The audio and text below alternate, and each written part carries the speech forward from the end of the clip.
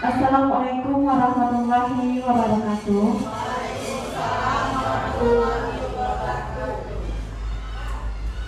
Alhamdulillahilladzi hadana li hadza wa ma kunna linahtadiya laula an hadanallah. Asyhadu an la ilaha illallah wa asyhadu anna Muhammadan abduhu wa rasuluh. La nabiyya ba'da, amma ba'du. Pertama sekali, marilah kita ucapkan puji syukur kita kehadiran Allah Subhanahu wa taala yang mana Dia telah memberi kita rahmat dan karunia sehingga kita dapat berkumpul di sekolah kita cintai ini. Salawat dan salam tidak lupa kita hadiahkan kepada Nabi besar kita yang Nabi Muhammad SAW yang mana ini telah membawa umatnya dari alam kegelapan ke alam yang terang benderang seperti mana kita rasakan pada saat sekarang ini. Sebelumnya, untuk memulai diskusi kita hari ini, seminar kita hari ini, ada baiknya kita berdoa terlebih dahulu. Berdoa dimulai.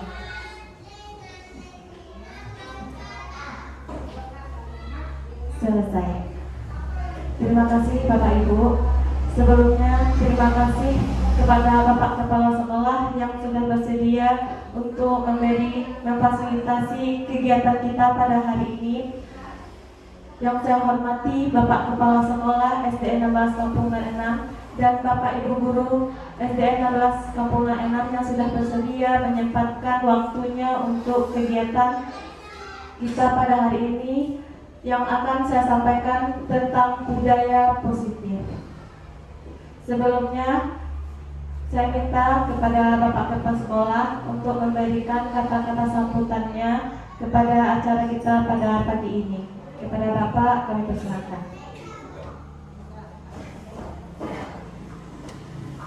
Bismillahirrahmanirrahim. Assalamualaikum warahmatullahi wabarakatuh. Kembali ucapan puji dan syukur kepada Allah SWT karena hingga siang hari ini kita masih diberikan rahmat, kesehatan, kekuatan kepada kita bersama dapat mengikuti beberapa kegiatan hingga batas waktu nanti di jam pembelajaran. Kemudian selawat berakaikan salam sama-sama kita kirimkan kepada junjungan kita Susah Muhammad SAW dengan ucapan Allahumma shalli ala sayyidina Muhammad wa ala alihi wasallam. Yang terhormat Ibu bermateri seminar Anissa, yang terhormat Bapak dan Ibu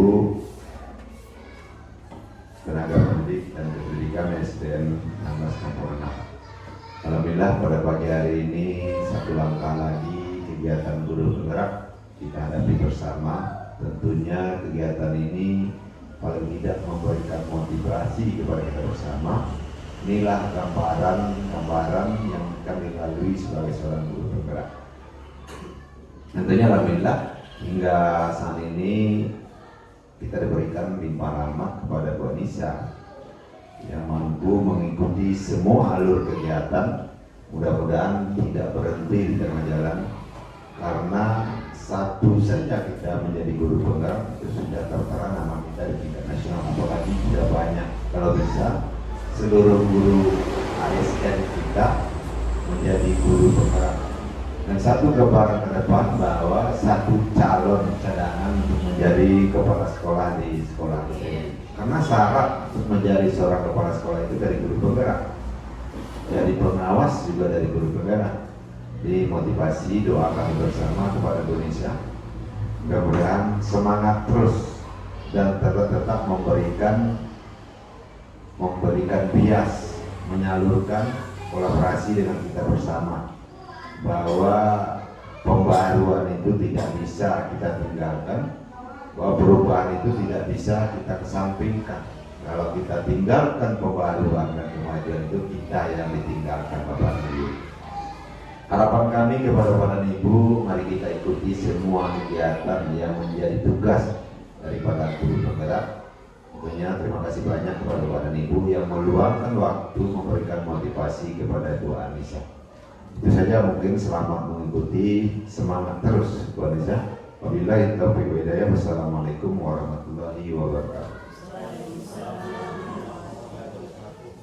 Terima kasih kepada Bapak Sekolah. Semoga ini menjadi motivasi kita untuk menjadi guru, menjadi yang lebih baik lagi. Baiklah Bapak Ibu, pada kegiatan kali ini saya akan menyampaikan tentang budaya positif. Insya Allah ini sangat berguna untuk kita. Bagaimana cara kita menyelesaikan masalah, bagaimana cara kita menghadapi siswa-siswa kita di sekolah.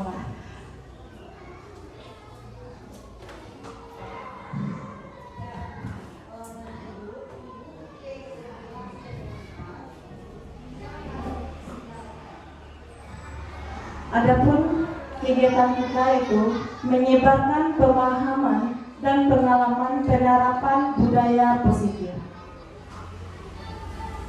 Di sini kita akan membahas ada 8 buah materi yang akan saya sampaikan mengenai konsep inti tentang budaya positif.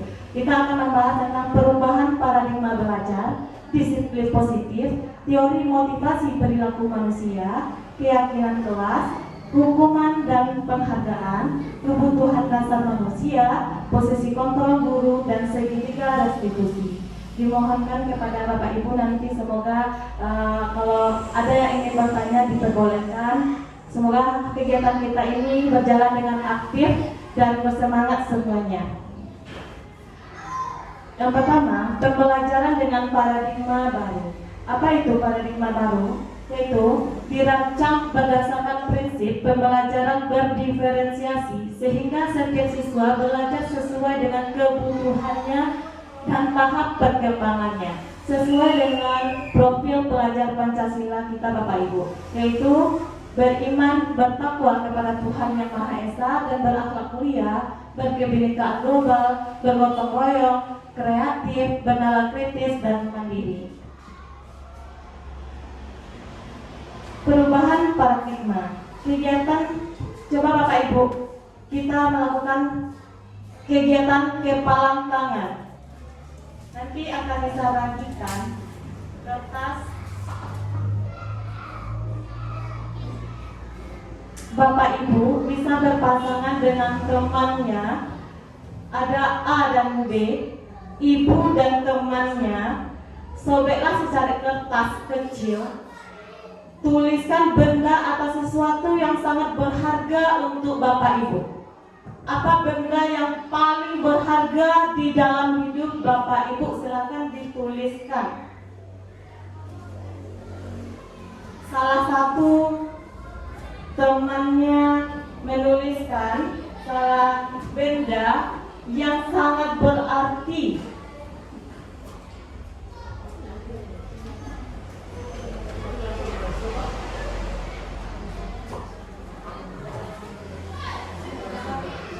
Benda kesayangannya yang paling berharga. Silahkan dituliskan di kertas kecil yang sudah disediakan.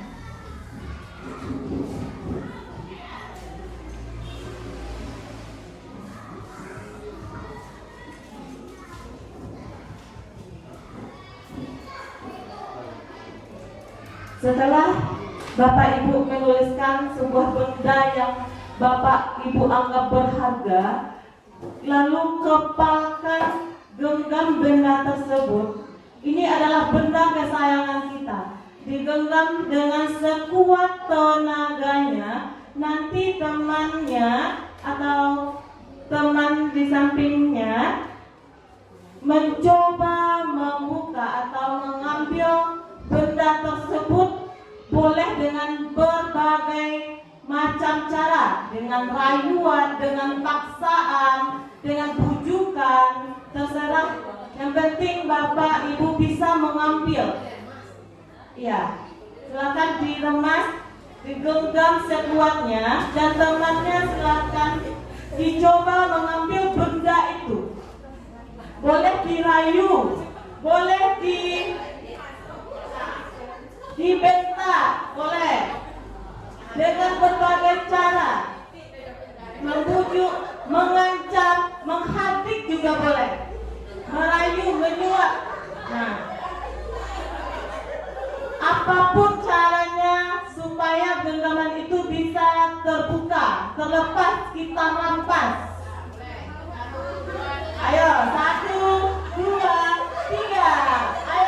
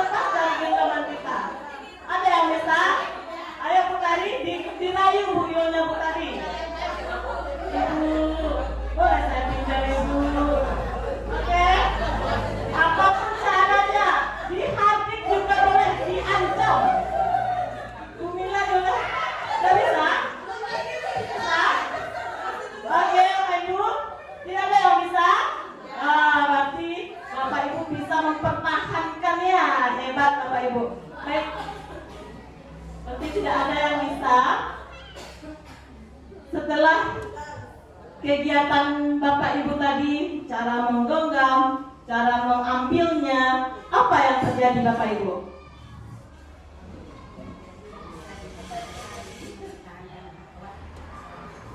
Yuk.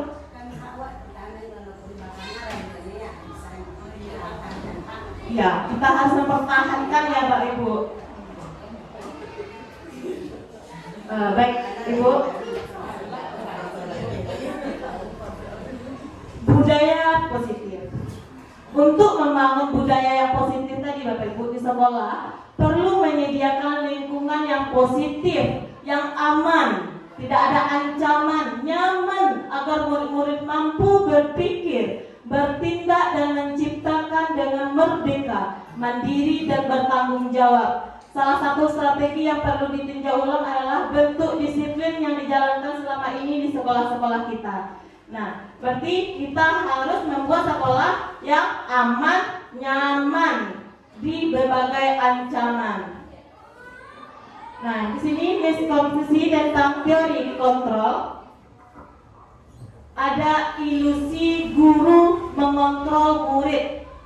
Ilusi bahwa kritik dan membuat rasa bersalah mampu menguatkan karakter. Ilusi bahwa semua penguatan positif efektif dan bermanfaat. Ilusi bahwa orang dewasa berhak memaksa.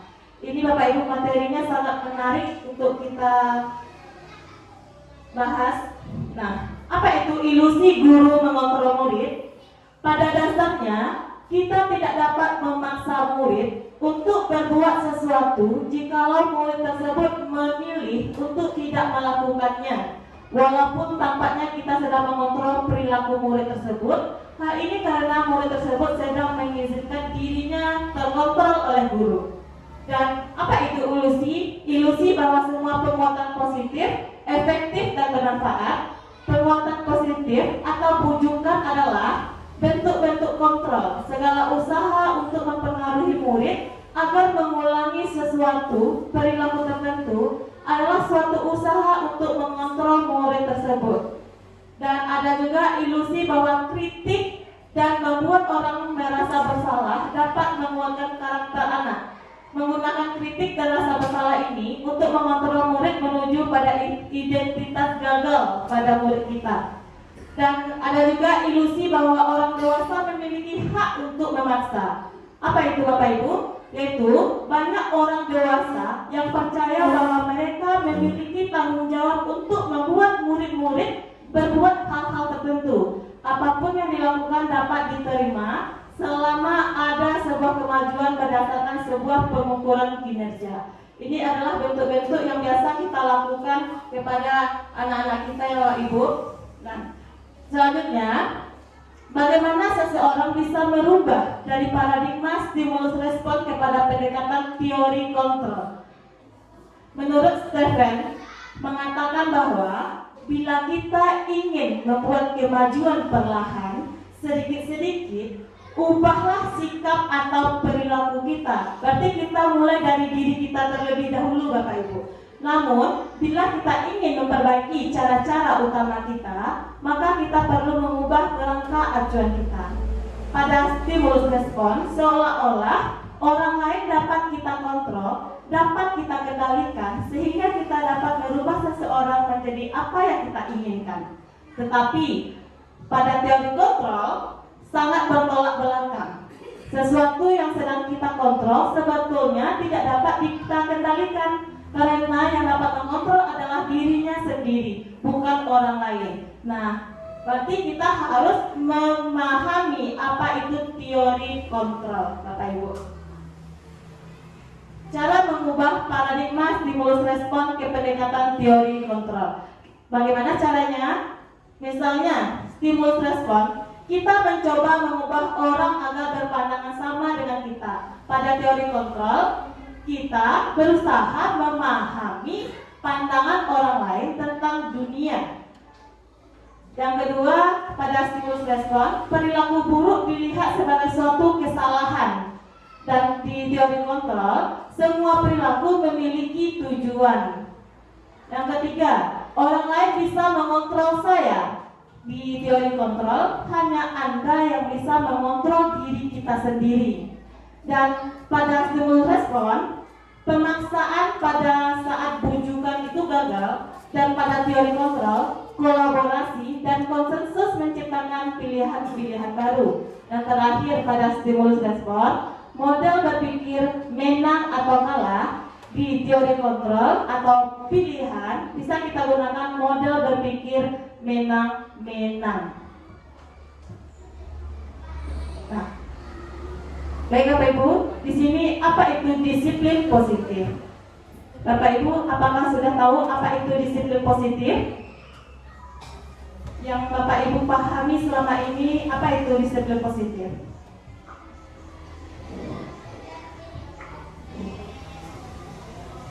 Disiplin apa Bapak Ibu? Tata tertib, menghati sesuai dengan aturan. Nah, apa itu disiplin positif? Dalam budaya kita, makna kata disiplin telah berubah menjadi sesuatu yang dilakukan seseorang pada orang lain untuk mendapatkan kepatuhan. Kita cenderung menghubungkan kata disiplin dengan ketidaknyamanan. Dan disiplin positif ini merupakan salah satu pendekatan disiplin diri yang mampu mengontrol seseorang dalam berperilaku, dalam kesadaran, dan bertanggung jawab atas tindakannya sebagai wujud menghormati diri sendiri dan orang lain. Untuk dari kedua pemahaman yang tadi, kita sebagai pendidik, tujuan kita adalah menuntun Bapak Ibu, menuntun murid untuk memiliki disiplin diri sehingga mereka bisa berperilaku yang mengacu pada nilai-nilai kebajikan universal dan memiliki motivasi intrinsik bukan ekstrinsik, motivasi pada dirinya, di dalam dirinya. Nah, pendekatan disiplin positif tidaklah tentang anak atau peserta didik secara langsung, tetapi tentang diri dan cara kita sendiri, baik sebagai orang tua, sebagai guru, atau orang dewasa yang memberikan dampak dan pengaruh positif kepada anak atau peserta didik kita Bapak Ibu. Pendekatan disiplin positif ini merupakan kemampuan individual pendidikan, pendidik sebagai guru untuk membina atau mendidik peserta didik secara individual atau secara kelompok. Pendekatan secara individual atau kelompok perlu mendapatkan dukungan kebijakan sekolah dan peran serta pemangku kepentingan sekolah. Apa itu nilai-nilai kebajikan universal? Nilai-nilai kebajikan adalah sifat-sifat positif manusia yang merupakan tujuan mulia yang ingin dicapai setiap individunya. Nilai yang disepakati bersama yaitu lintas bahasa, suku, bangsa, agama maupun latar belakang. Contohnya Bapak Ibu pada profil pelajar Pancasila. Di sana banyak nilai-nilai universal yang bisa kita terapkan kepada peserta didik kita Bapak Ibu. Baik Bapak Ibu, kita masuk materi yang kedua tentang motivasi perilaku manusia. Di sini ada motivasi eksternal dan motivasi internal. Motivasi yang ada pada eksternal atau di luar pada diri kita yaitu yang pertama untuk menghindari ketidaknyamanan atau hukuman. Yang kedua, untuk mendapatkan imbalan atau penghargaan. Ini adalah motivasi yang ada di luar. Seseorang mau bekerja, peserta didik mau bekerja, biasanya ada imbalan. Itu dari di luar dirinya. Misalnya mau mendapatkan nilai terbaik, menunggu mendapatkan hadiah, misalnya. Apalagi? Atau takut karena ada hukuman. Kamu tidak bisa dapat berdiri di depan karena ada ketakutan, ada hukuman di sana. Itu adalah sesuatu bentuk yang ada, motivasi yang ada pada diri eksternal di luar dari dirinya. Untuk mencapai itu Bapak Ibu, perlulah motivasi internal, yaitu untuk menghargai diri sendiri. Mulai dari diri kita sendiri. Itulah yang perlu kita tanamkan kepada anak didik kita Bapak Ibu. Apa itu motivasi internal? yaitu menciptakan disiplin positif dan sikap yang merdeka untuk anak didik kita. Menurut Ki Hajar Dewantara, Bapak Pendidikan, merdeka itu artinya tidak hanya terlepas dari perintah, akan tetapi juga cakap membuat memerintah diri kita sendiri. Itu menurut Bapak Ki Hajar Dewantara. Nah, baik Bapak Ibu, dari dua materi tadi, apakah Bapak Ibu sudah memahami tentang disiplin positif dan motivasi yang ada pada diri kita, yaitu motivasi eksternal dan internal? Dari dua materi tadi, apakah ada pertanyaan Bapak Ibu? Pas? Pas. Baik Bapak Ibu, selanjutnya materi tentang keyakinan kelas. Keyakinan kelas ini sudah tahun kemarin sudah kita terapkan ya Bapak Ibu. Sudah kita lakukan tentang keyakinan kelas atau kesepakatan kelas. Sudah kita terapkan kepada kelas kita masing-masing. Mengapa tidak peraturan saja Bapak Ibu? Kenapa harus dengan adanya kesepakatan kelas, adanya keyakinan kelas? Kenapa tidak dengan peraturan saja?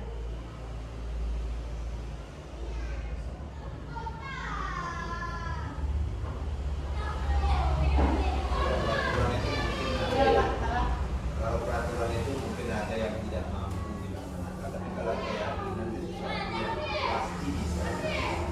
Oh iya.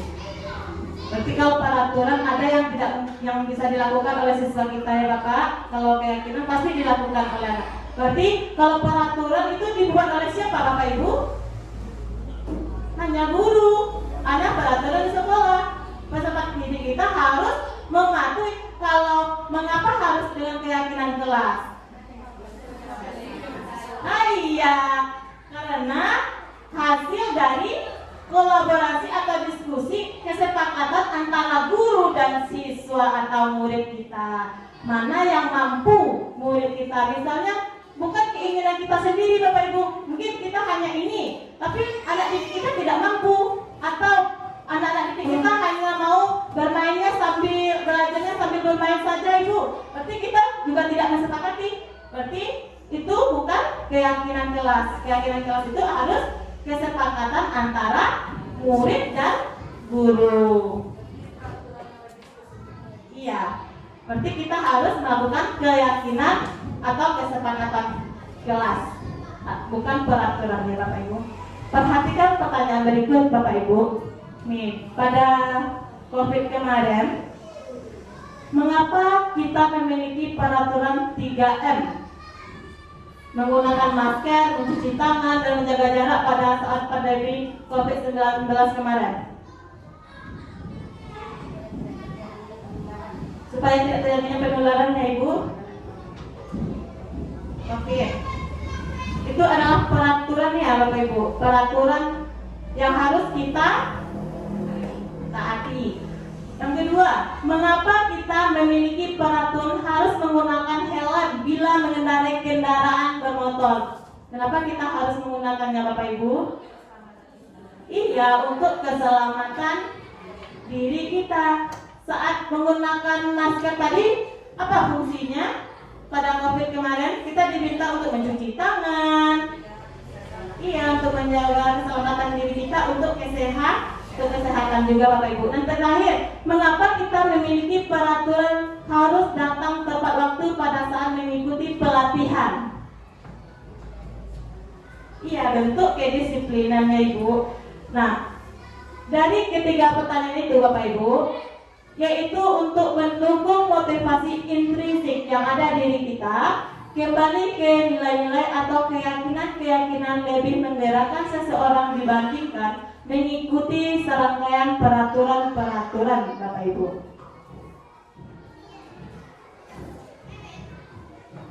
Yang mana yang merupakan keyakinan kelas Bapak Ibu? Coba Bapak Ibu perhatikan yang mana yang merupakan keyakinan kelas. Karena tahun kemarin sudah kita terapkan di kelas kita masing-masing apa itu kesepakatan kelas atau keyakinan kelas. Dari kedua gambar yang ada di depan, yang sebelah kiri dan kanan, manakah yang merupakan keyakinan kelas? Sebelah kanan.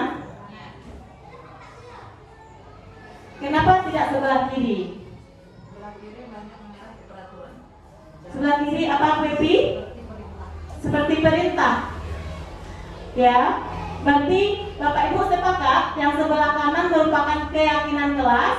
Ya, kesepakatan kelas yaitu kami guru dan murid, karena kesepakatan tadi hasil dari diskusi antara guru dan murid, bukan kesepakatan hanya satu belah pihak saja ya Bapak Ibu. Bagaimana membuat keyakinan kelas? Nah, kemarin Bapak Ibu, bagaimana cara Bapak Ibu membuat keyakinan kelas bersama muridnya?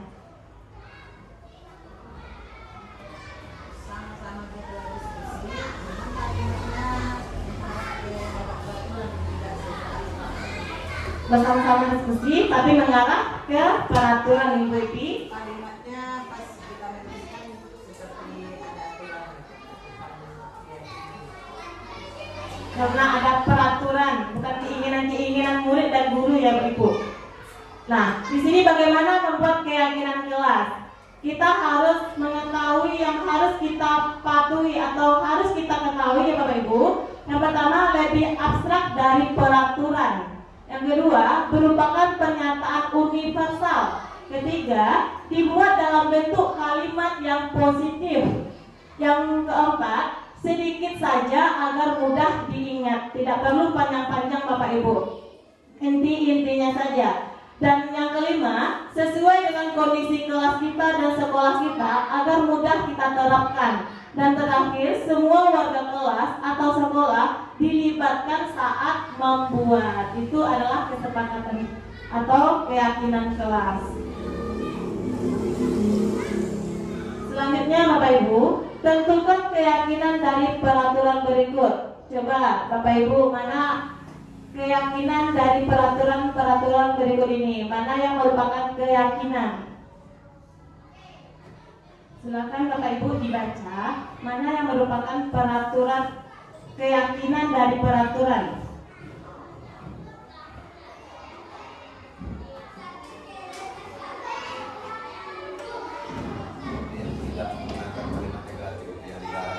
Ya, keyakinan itu usahakan yang menggunakan kalimat yang positif.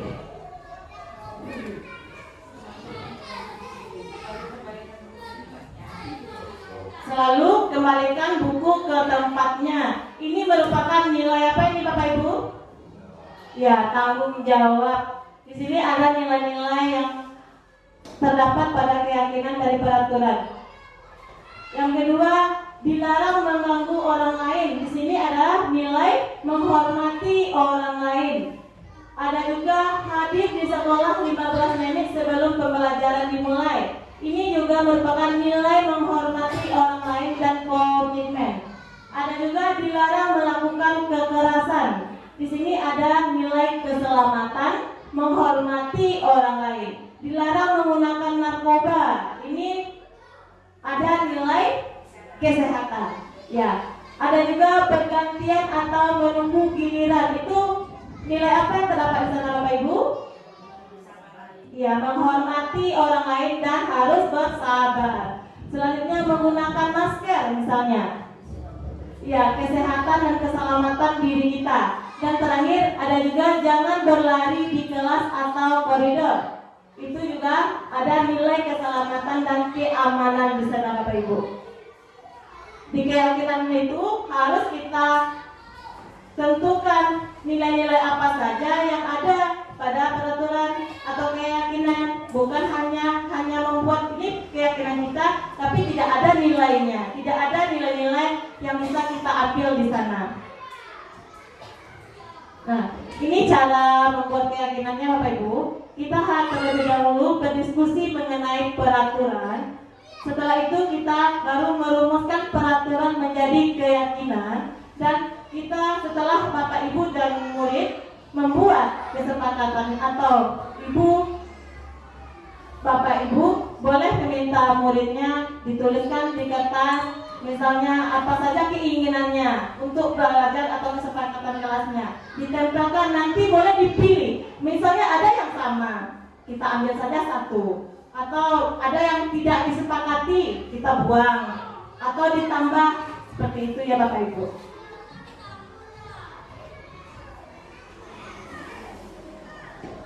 Ini contoh cara kita membuat kesepakatan kelas. Mungkin Bapak Ibu sudah memahami karena tahun kemarin sudah kita buat atau kita terapkan ya Bapak Ibu. Untuk mengingat kembali kesepakatan yang pertama, misalnya Bapak Ibu sudah bisa melihat di depan cara-caranya. Misalnya datang tepat waktu dan siap belajar apa-apa saja kesepakatan di dalamnya. Misalnya siswa harus datang di kelas tepat waktu dan membawa semua peralatan yang diperlukan untuk belajar. Siswa harus bersiap untuk memulai pembelajaran ketika bel berbunyi. Itu bunyi-bunyi kesepakatan. Yang kedua, misalnya mendengarkan dengan penuh perhatian apa saja nilai yang ada di dalamnya. Dan ada juga bersikap sopan dan menghormati kepada semua orang, menjaga kebersihan kelas di lingkungan sekitar, dan berpartisipasi aktif dalam pembelajaran, dan juga menyelesaikan tugas tepat waktu. Misalnya isinya di sana menyelesaikan tugas tepat waktu, siswa harus menyelesaikan semua tugas yang diberikan guru tepat waktu. Siswa harus mengerjakan tugas dengan rapi dan teliti. Nah, kesepakatan itu Bapak Ibu meminta bantuan jika membutuhkan. Maksudnya, meminta bantuan jika membutuhkan. Siswa tidak boleh ragu untuk meminta bantuan kepada guru atau teman sekelas jika ia sedang membutuhkan. Dan guru selalu siap membantu siswa yang mengalami kesulitan belajar. Dan setelah dibuat kesepakatan tadi Bapak Ibu, kita bisa meninjau atau merevisinya. Dengan cara kesepakatan kelas akan ditinjau dan direvisi secara berkala sesuai dengan kebutuhan murid kita. Dan siswa akan dilibatkan dalam proses peninjauan dan revisi kesepakatan kelas. Bapak Ibu, untuk lebih semangat kita ice breaking terlebih dahulu tentang tebak warna. Nanti Bapak Ibu bisa menebak, harus fokus. Yang diminta tebak warna.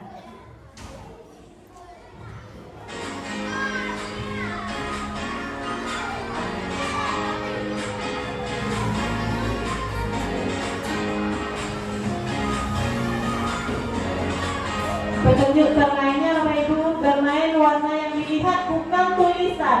Warna yang kita lihat bukan tulisannya Bapak Ibu. Nah, ini warna apa Bapak Ibu? Merah. Ini?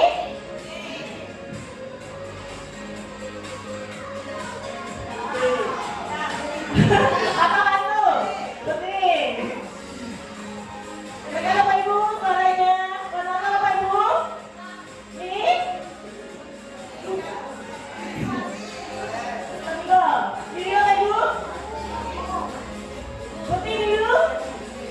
Ini? Oh. Biru. Oke, mari kita coba lebih cepat Bapak Ibu. Siap? Oke. Ya, suaranya Bapak Ibu. Ayo cepat. Ayo cepat fokus. Fokus. Fokus. Oke, tepuk tangan. Good job.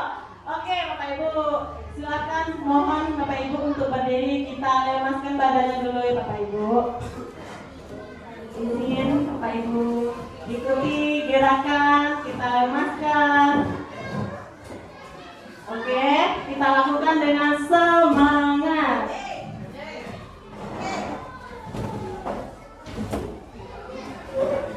Ayo, nah, hari dingin, kita panaskan badannya dengan stiking. Ayo, gerakan tangannya ikuti. Ayo, mana-mana.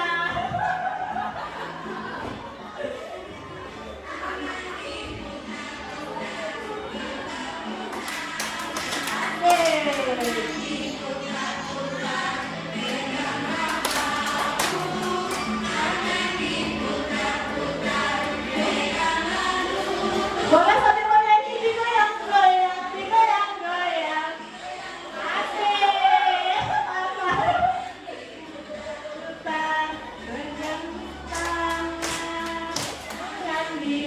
diputar-putar, peganglah bahu, diputar-putar, peganglah lutut, digoyang-goyang, digoyang-goyang.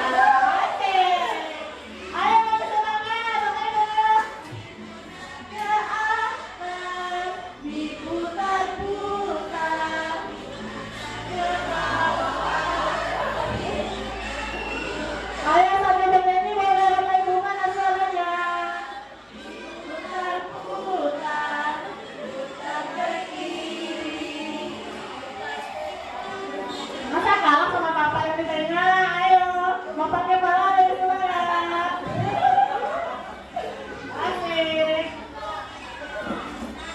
Diputar-putar, berputar, tangan diputar-putar, peganglah bahu, tangan diputar-putar, peganglah lutut, digoyang-goyang, digoyang-goyang, diputar-putar. Ayo Ibu, tangan diputar-putar, peganglah bahu, tangan diputar-putar, peganglah lutut, digoyang-goyang, digoyang-goyang, digoyang-goyang. Asik. Putar, putar ke atas, diputar-putar, diputar ke bawah, diputar ke kanan, diputar-putar, diputar ke kiri. Oke.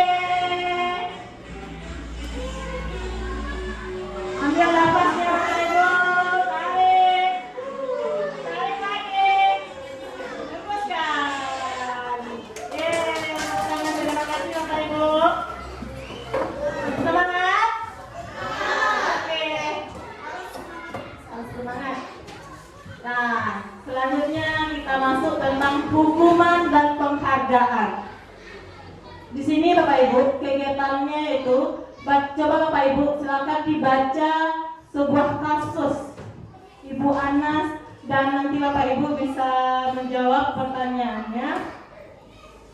Terlebih dahulu Bapak Ibu bisa membaca sebuah kasus yaitu Iva kurang menguasai pelajaran matematika sehingga pada saat pelajaran tersebut berlangsung dia lebih banyak berdiam diri atau menggambar di buku pelajarannya. Pada saat guru matematikanya yaitu Pak Seno menanyakan pertanyaan, Iva menjadi gugup dan tak sengaja menjatuhkan tasnya dari kursi serta tiba-tiba menjadi gagap. Pada saat berupaya menjawab, seluruh kelas pun tertawa melihat perilaku Iva yang berbicara tergagap dan terkejut tersebut. Pak Seno pada saat itu membiarkan teman-teman Iva menertawakan Iva yang tergagap dan malu luar biasa, dan malahan meminta Iva untuk maju ke depan dan berdiri di depan kelas sambil menunjuk hidungnya karena tidak bisa menjawab pertanyaan dari Bapak Seno. Kelas makin gaduh dan anak-anak pun tertawa melihat Iva di depan kelas memegang ujung hidungnya. Bapak Ibu pernah tidak melakukan seperti itu? Pernah? Tidak? Alhamdulillah. Baik Bapak Ibu, jawablah kedua pertanyaan berikut. Minimal 2 tanggapan terhadap rekan Bapak Ibu. Silakan dilihat pertanyaannya. Yang pertama, apakah Anda setuju? Apakah Bapak Ibu setuju dengan tindakan Pak Seno terhadap Iva? Tidak. Kenapa? Mengapa?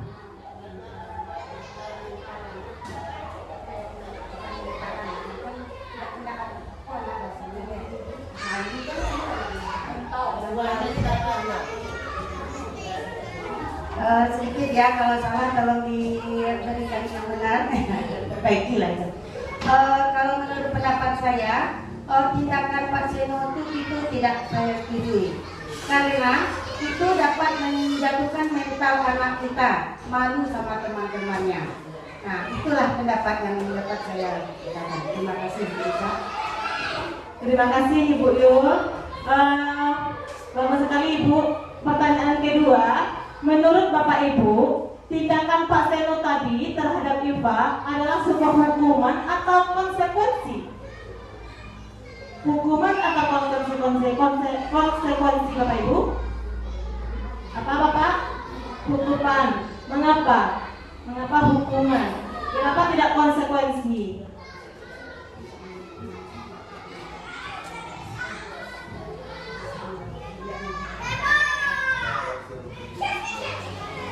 Apa Bapak? Tidak ada unsur mendidik di dalamnya.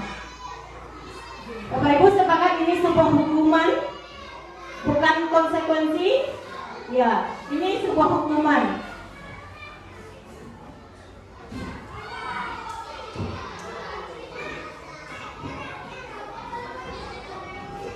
Baik Bapak Ibu, berdasarkan kasus yang tadi Bapak Ibu, mari kita bisa menyimpulkan bahwa hukuman bersifat tidak terencana atau tiba-tiba. Anak atau murid tidak tahu apa yang akan terjadi dan tidak dilibatkan. Hukuman bersifat satu arah dari pihak guru yang memberikan, dan murid hanya menerima suatu hukuman tanpa melalui suatu kesepakatan atau mengarah dari pihak guru, baik sebelum atau sesudahnya. Hukuman diberikan bisa berupa fisik maupun psikis. Murid atau anak disakiti oleh suatu perbuatan atau kata atau secara ucapan atau verbal.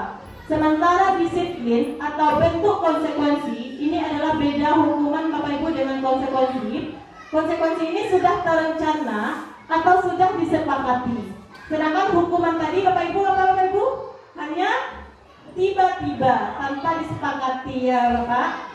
Sedangkan konsekuensi ini sudah terencana atau sudah disepakati, sudah dibahas atau disetujui oleh murid dan guru. Umumnya bentuk-bentuk konsekuensi dibuat oleh pihak guru atau sekolah, dan murid sudah mengetahui sebelumnya konsekuensi yang akan diterima bila ada pelanggaran. Pada konsekuensi, murid tetap dibuat tidak nyaman untuk jangka waktu pendek. Konsekuensi biasanya diberikan berdasarkan suatu data yang umumnya dapat diukur, misalnya setelah 3 kali tugasnya tidak selesai pada batas waktu yang diberikan, atau murid melakukan kegiatan di luar kegiatan pembelajaran, misalnya mengobrol, maka murid tersebut akan kehilangan waktu bermain dan harus menyelesaikan tugas karena ketertinggalannya. Peraturan dan konsekuensi yang mengikuti ini sudah diketahui sebelumnya oleh murid. Sikap guru di sini senantiasa memonitor murid. Di sini kita harus memonitor murid kita.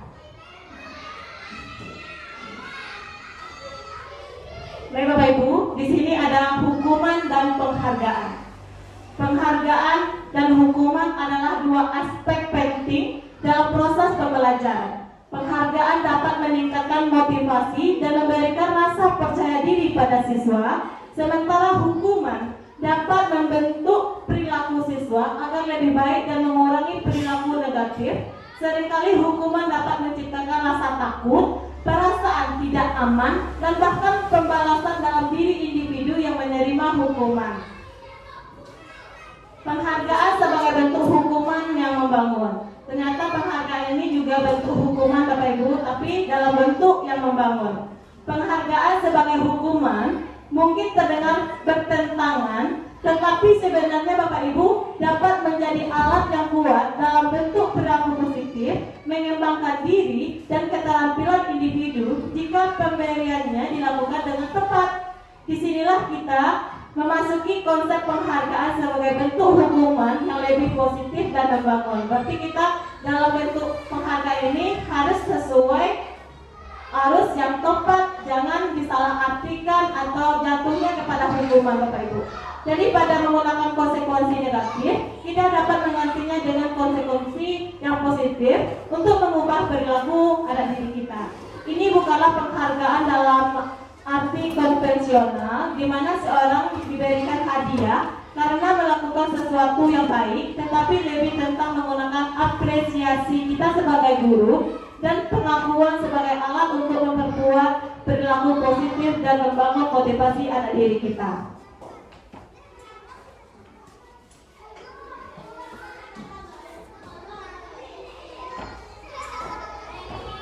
Baik Bapak Ibu, yang pertama cara kita mengubah perilaku. Misalnya, dalam konteks pendidikan, guru dapat menggunakan pujian dan pengakuan untuk mengubah perilaku siswa yang sebelumnya tidak tertib menjadi lebih tertib. Dalam hal ini, penghargaan berfungsi sebagai hukuman.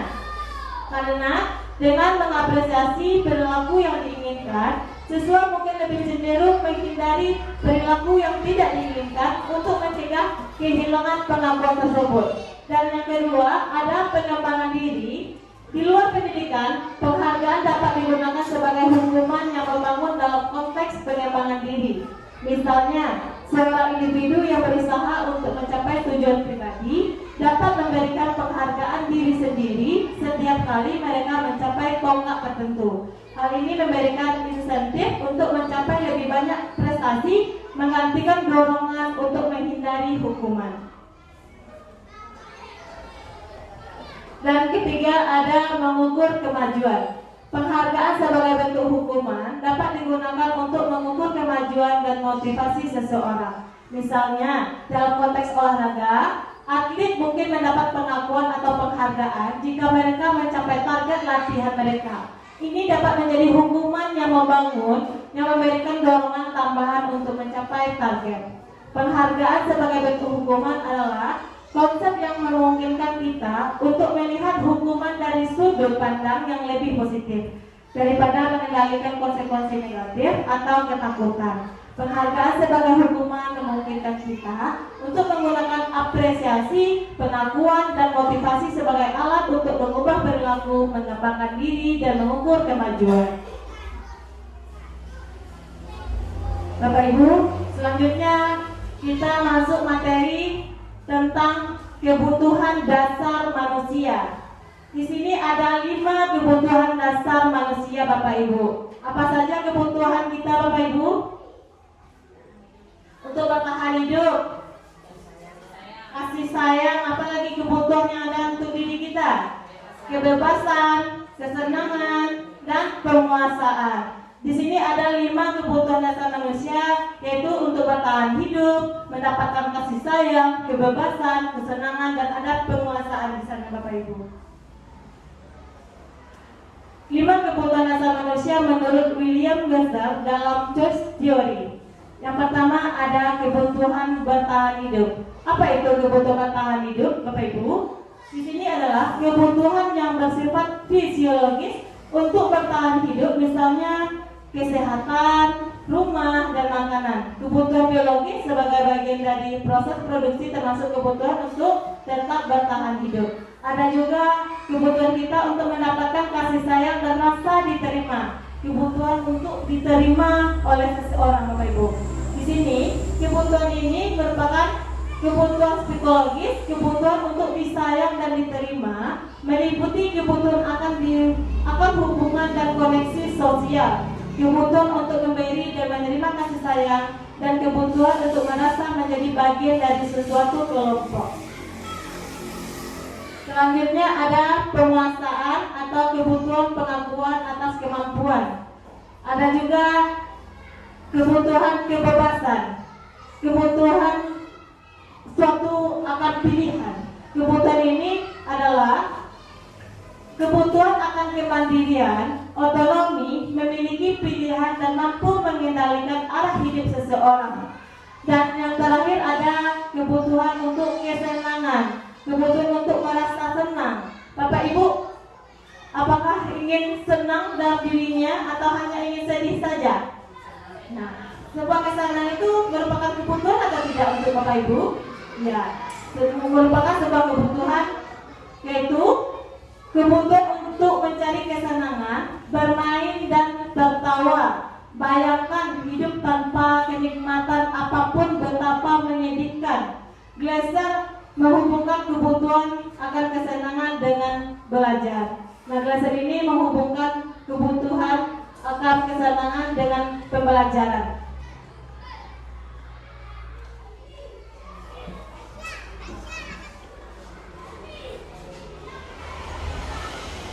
Baik Bapak Ibu, di sini sedikit lagi ya Bapak Ibu. Di sini ada 5 posisi kontrol guru terhadap murid.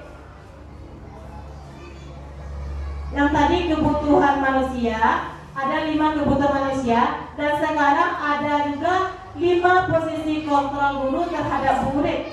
Nah, yang pertama ada guru itu menjadi seorang penghukum.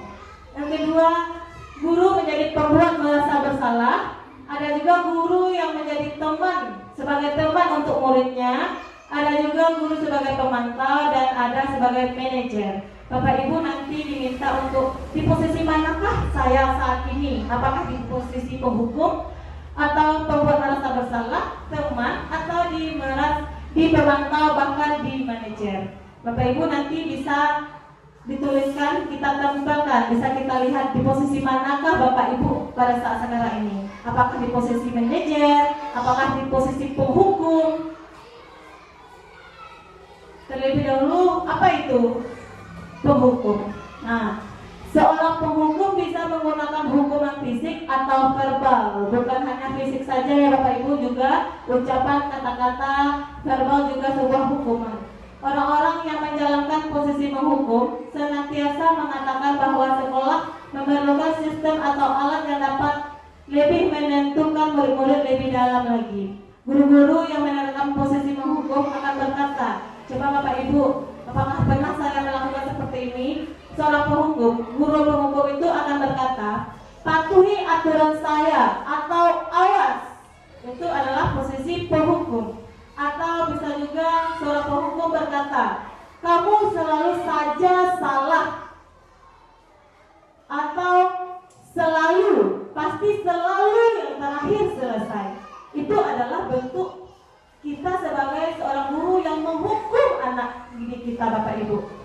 Guru seperti ini senantiasa percaya hanya ada satu cara agar pembelajaran bisa berhasil, yaitu dengan cara kita sebagai guru. Hanya cara dia saja yang bisa menyelesaikannya. Itu posisi menghukum. Ingatnya Bapak Ibu, nanti Nesa akan meminta posisi manakah Bapak Ibu pada saat sekarang ini. Yang kedua ada di posisi pembuat merasa bersalah. Pada posisi ini, biasanya guru akan bersuara lebih lembut. Pembuat rasa bersalah akan menggunakan keheningan yang membuat orang lain merasa tidak nyaman, bersalah, atau rendah diri. Seorang guru yang membuat merasa bersalah ini akan berkata-kata dengan lembut, seperti contohnya Bapak Ibu, Ibu sangat kecewa sekali dengan kamu. Itu membuat anak-anak kita merasa bersalah. Atau beberapa kali Bapak harus memberitahu kamu ya. Berapa kali Bapak harus memberitahu kamu ya. Itu adalah posisi kita sebagai membuat anak kita merasa bersalah. Atau gimana coba kalau orang tua kamu tahu berbuat begini? Coba bayangkan Bapak Ibu pernah tidak di posisi sebagai membuat merasa bersalah. Posisi ini murid akan memiliki penilaian diri yang buruk tentang diri mereka. Murid merasa tidak berharga dan telah mengecewakan orang-orang yang disayanginya. Di sini murid kita akan merasa buruk, merasa tidak berharga dan mengecewakan orang-orang yang disayanginya. Dan yang ketiga, kita sebagai teman dengan murid kita. Guru pada posisi ini tidak akan menyakiti murid, namun akan tetap berupaya mengontrol murid melalui persuasi. Posisi teman pada guru bisa negatif ataupun positif. Positif di sini berupaya hubungan baik yang terjalin antara guru dan murid. Guru di posisi teman menggunakan hubungan baik dan humor untuk mempengaruhi seseorang. Seorang guru yang menjadi seorang teman untuk anak muridnya akan berkata, ayo bantulah demi Bapak ya. Itu adalah seorang guru dengan posisi teman untuk anak didik kita. Atau seorang guru akan berkata, ayo ingat tidak bantuan ibu selama ini. Atau ya sudah, kali ini tidak apa-apa, nanti ibu bantu bereskan. Itu adalah bentuk sebuah posisi kita sebagai teman terhadap anak didik kita. Dan yang keempat, ada sebagai pemantau. Pemantau berarti mengawasi Bapak Ibu. Pada saat kita mengawasi, kita bertanggung jawab atas perilaku orang-orang yang kita awasi. Posisi pemantau berdasarkan pada peraturan-peraturan dan konsekuensi. Dengan menggunakan sanksi atau konsekuensi, kita dapat memisahkan hubungan pribadi kita dengan murid. Sebagai seorang yang menjalankan posisi pemantau, pertanyaan yang diajukan seorang pemantau yaitu seperti ini contohnya Bapak Ibu. Kalau kita sebagai seorang pemantau di dalam kelas, peraturannya apa? Atau anak didik kita melakukan kesalahan, apa yang telah kamu lakukan? Itu adalah pemantau. Atau sanksi atau konsekuensinya apa? Itu kita sebagai guru pada posisi pemantau. Seorang pemantau sangat mengendalikan perhitungan, catatan, data yang dapat digunakan sebagai bukti atas perilaku seseorang. Itu posisi pemantau Bapak Ibu. Dan terakhir ada sebagai manajer. 5 yaitu sebagai manajer. Posisi terakhir yaitu manajer adalah posisi di mana guru berbuat sesuatu bersama dengan murid, mempersilahkan murid mempertanggungjawabkan perilakunya, mendukung murid agar dapat menemukan solusi atas permasalahannya sendiri. Seorang manajer telah memiliki keterampilan di posisi teman ataupun pemantau. Dan dengan demikian bisa jadi waktu-waktu tertentu kembali pada posisi tersebut bila diperlukan. Nah, di posisi manajer ini kita bisa sebagai seorang pemantau dan bisa juga sebagai teman pada waktu-waktu tertentu, Bapak Ibu. Baik Bapak Ibu,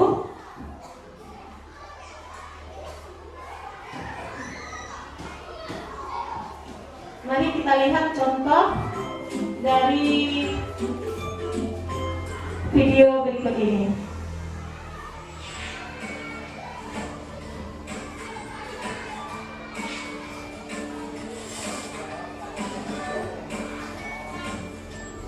Halo, Bapak Ibu guru calon guru penggerak. Video ini akan menampilkan 5 adegan interaksi guru dan murid. Silakan menonton. Nanti Bapak Ibu silakan di posisi mana Bapak Ibu selama ini. Dari 5 posisi kontrol seorang guru. Pagi anak-anak, silakan PR yang kemarin ibu berikan diletakkan di meja. Anton, kamu sudah mengerjakan belum? Belum mengerjakan saya Bu. Kamu selalu ya nggak ngerjain PR. Sekarang kamu duduk di depan, lalu tulis. Saya berjanji tidak akan mengulangi lagi. Saya berjanji akan berusaha menjadi murid yang rajin belajar sampai pelajaran saya selesai.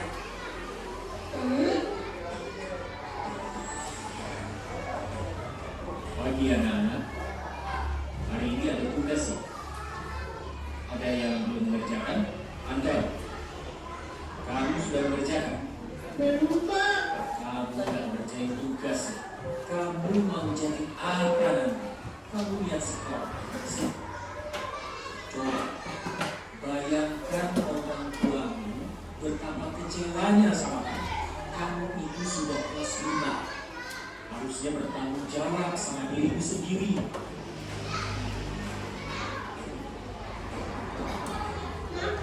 Bapak Ibu boleh memilih satu atau lebih posisi kontrol seperti apa Bapak Ibu pada saat sekarang ini. Senang lihatnya. Ya, lain kali ya maksudnya terus dulu dong. Ya, tenang. Wah, jadi kurang-kurang lagi apa ya?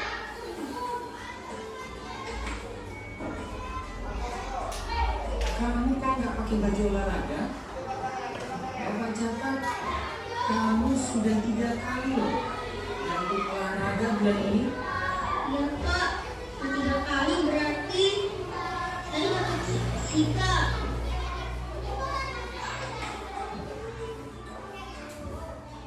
Ini Bu, saya mengerjakan tugas. Maaf ya Bu, saya terlambat mengerjakan tugas. Kenapa kamu terlambat mengerjakan tugas? Iya Bu, saya kalau sore banyak ibu jaga warung. Beserta kerjain tugas. Kira-kira apa yang bisa kamu perbaiki supaya kamu bisa mengerjakan tugas tepat waktu?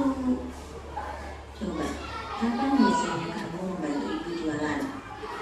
Bu, ini gimana Bu?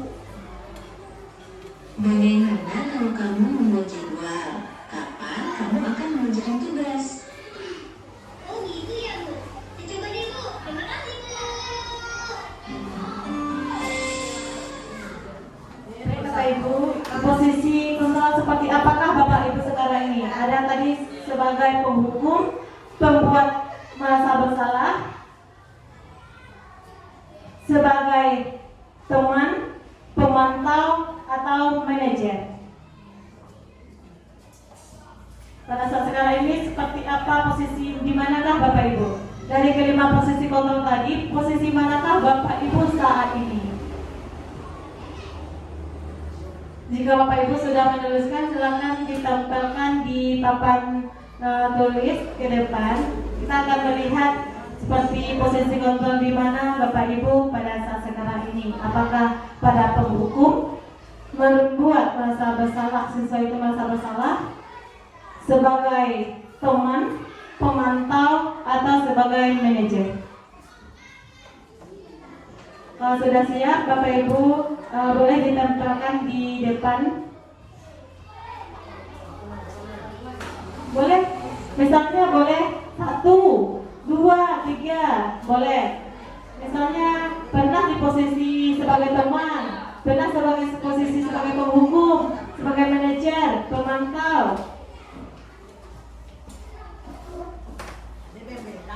Nah, sebagai teman, sebagai manajer, teman, manajer, teman, pemantau, manajer.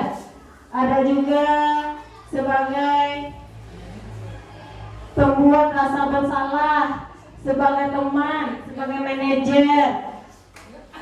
Sebagai manajer, pembuat merasa bersalah, teman, manajer, pemantau, teman, penghukum, pembuat merasa bersalah.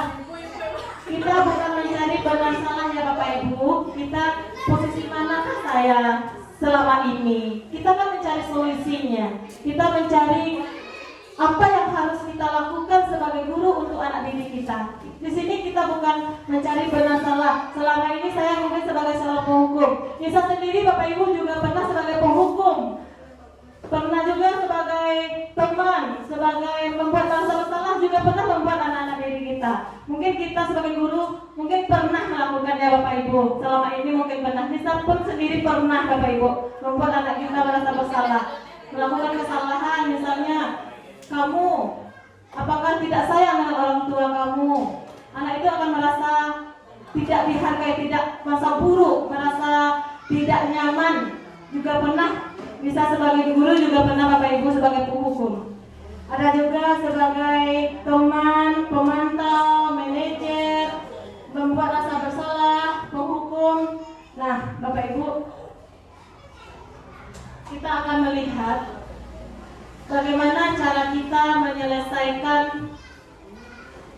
suatu permasalahan yang terjadi. Dari kelima tadi Bapak Ibu, manakah yang lebih baik kita terapkan untuk anak didik kita Bapak Ibu? Sebagai apa, Bu C? Iya, sebagai manajer. Kenapa sebagai manajer, Ibu C? Kenapa kita harus sebagai manajer? Pak, Bapak? Terima kasih Bu Lisa. Kalau dilihat dari posisi kita sebagai posisi kontrol, jadi kalau sebagai manajer itu berpihak kepada anak, di mana di sini apapun bentuk, apakah berupa hukuman atau konsekuensi, maka itu lebih banyak berpihak kepada anak. Jadi itu salah satu bentuk yang dibutuhkan pada saat ini. Nah, terima kasih. Ya, terima kasih Pak Yas. Baik Bapak Ibu, kenapa harus menjadi seorang manajer? Posisi kita Bapak Ibu, karena seorang manajer ini kita tidak menyalahkan murid kita ya Bapak Ibu. Suatu murid akan pasti buat kita melakukan kesalahan. Tidak ada murid yang tidak pernah atau di kelasnya aman-aman saja ya Bapak Ibu. Pasti ada yang nakal. Nah, kita di situ harus menunjukkan posisi kita sebagai manajer. Kita mengetahui suatu masalah, kita mencari solusinya, bukan membuat atau kita hukum anak didik kita atau membuat dia merasa bersalah, tapi kita mencari solusinya. Misalnya ada yang terlambat masuk ke kelas, bukan langsung kamu keluar saja. Mungkin bisa juga pernah Bapak Ibu seperti itu, ya Bapak Ibu. Dan setelah mengetahui materi ini Bapak Ibu, kita akan belajar menjadi seorang guru yang harus berpihak pada murid kita, menghamba pada murid kita, bukan kita menjunjung-junjungkan, tapi menghamba kepada murid, berpihak pada murid. Kita harus mendahulukan murid kita terlebih dahulu Bapak Ibu. Contoh permasalahan kita carikan solusinya. Itulah seorang guru yang manajer, itulah seorang guru yang baik terhadap anak didik kita. Bukan menjadi seorang guru yang penghukum, bukan menjadi seorang guru yang membuat merasa anak didik kita menjadi merasa bersalah. Dan kita juga sewaktu-waktu bisa menjadi seorang pemantau, bisa juga sebagai teman. Pada waktu-waktu tertentu dilihat atau kondisinya seperti apa, permasalahannya bisa kita terapkan sebagai manajer, sebagai teman. Dan lebih baiknya kita adalah sebagai manajer, Bapak Ibu. Nah, di sini Bapak Ibu dari semua permasalahan tadi, posisi kontrol tadi, ini ada materi kita yang terakhir yaitu segitiga restitusi. Segitiga restitusi ini adalah cara kita untuk menyelesaikan permasalahan. Harus seperti apa yang kita lakukan. Ini adalah membantu kita menyelesaikan masalah-masalah anak didik kita Bapak Ibu. Yang pertama ada menanyakan. Yang pertama Bapak Ibu, kita melakukan menstabilkan identitas. Pada menstabilkan identitas ini, kita mengubah identitas anak dari orang yang gagal karena melakukan kesalahan menjadi orang yang sukses. Kita stabilkan. Misalnya anak kita makan-makan saat dalam kelas. Apa yang Bapak Ibu lakukan? Menasehatinya. Untuk menstabilkan identitas ini, Bapak Ibu bisa melakukan apa?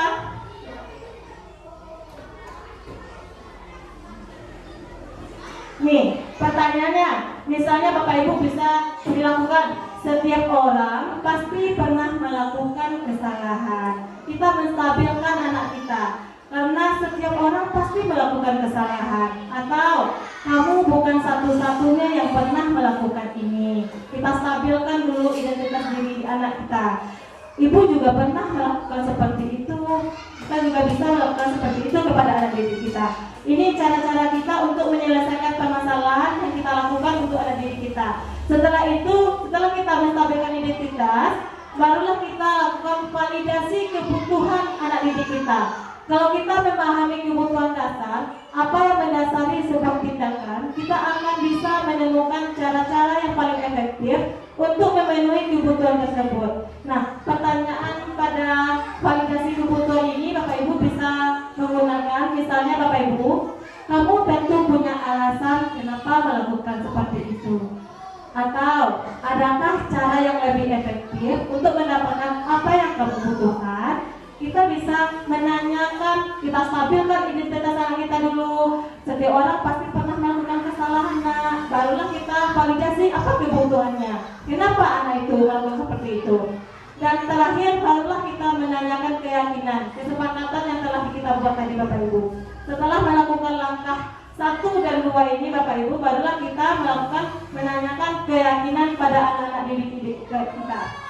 Maka anak akan siap untuk dihubungkan dengan nilai-nilai yang dipercaya dan berpindah menjadi orang yang diinginkan. Bapak Ibu bisa memberikan pertanyaan seperti ini Bapak Ibu. Keyakinan kelas apa yang telah kita yakini?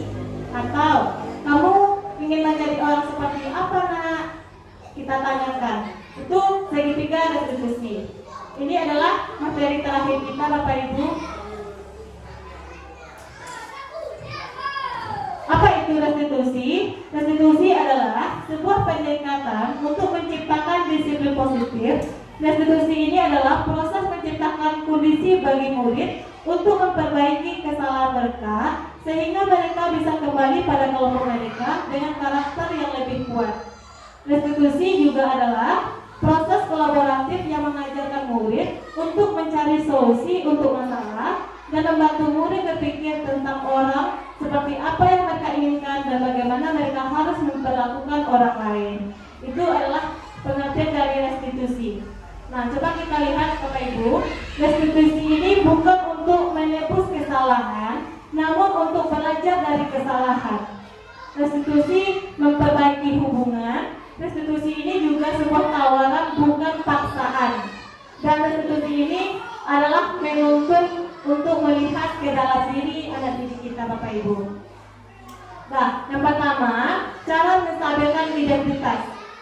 Di sini Bapak Ibu, bagian dasar dari segitiga ini bertujuan untuk mengubah identitas anak dari orang yang gagal karena melakukan kesalahan tadi Bapak Ibu.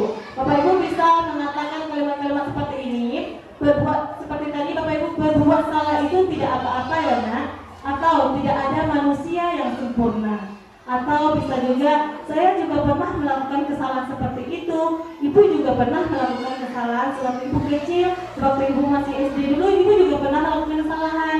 Atau kita bisa menyelesaikan ini, Anda Ibu, kita bisa menggunakan kata-kata seperti itu pada menstabilkan identitas anak didik kita. Barulah setelah itu, yang kedua, kita validasi tindakan yang salah. Bapak Ibu, di sini bisa kita gunakan kebutuhan mereka menggunakan kata-kata seperti ini. Padahal kamu bisa melakukan yang lebih buruk dari ini ya. Atau kamu pasti punya alasan mengapa melakukan hal itu. Atau bisa kita gunakan juga Bapak Ibu, kamu patut bangga pada dirimu sendiri karena kamu telah melindungi sesuatu yang penting buatmu. Atau juga kamu boleh mempertahankan sikap itu, tapi kamu harus menambah sikap yang baru. Itu validasi tindakan yang salah Bapak Ibu. Dan yang terakhir, setelah kita melakukan, kita menstabilkan, kita validasi tindakan anak didik kita, barulah kita menanyakan keyakinan dengan menggunakan kata-kata seperti ini. Apa yang kita percaya sebagai kelas atau keluarga? Apa nilai-nilai umum yang telah kita sepakati? Apa bayangan kita tentang kelas yang ideal? Kamu mau jadi orang seperti apa nak? Itu menstabilkan identitas. Untuk memperjelas lagi sedikit Bapak Ibu, untuk melihat video bagaimana ini adalah cara bagaimana menyelesaikan permasalahan dengan menggunakan segitiga restitusi. Sebelum penutup Bapak Ibu, kita lihat video ini terlebih dahulu.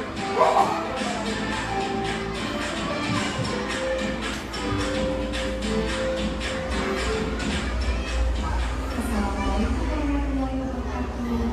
Saya Rifana. Kesempatan kali ini saya akan memperkenalkan segitiga restitusi dari siswa kelas 1 SMP Negeri 1.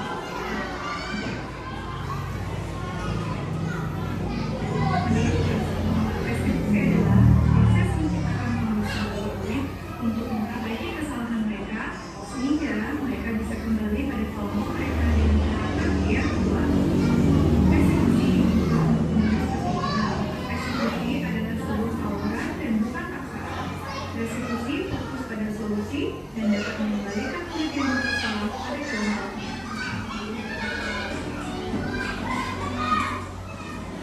Ada pula langkah-langkah restitusi. Yang pertama adalah menstabilkan identitas, yang kedua, validasi tindakan yang salah, dan yang ketiga, menanyakan keyakinan.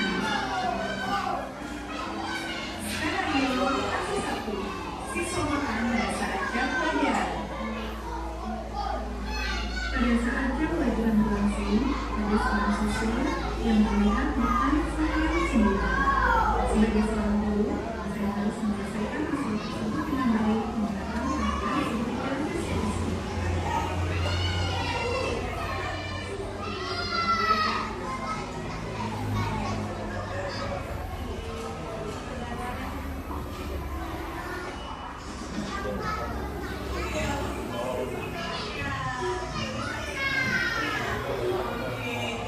Ini tahap menstabilkan identitas anak Bapak Ibu.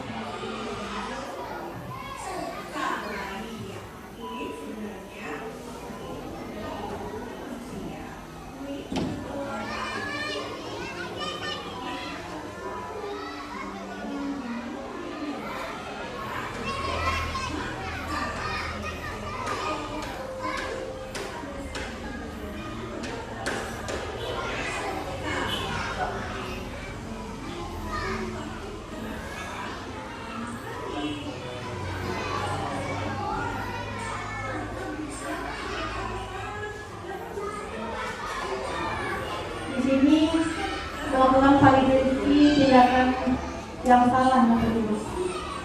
Di segitiga restitusi yang kedua,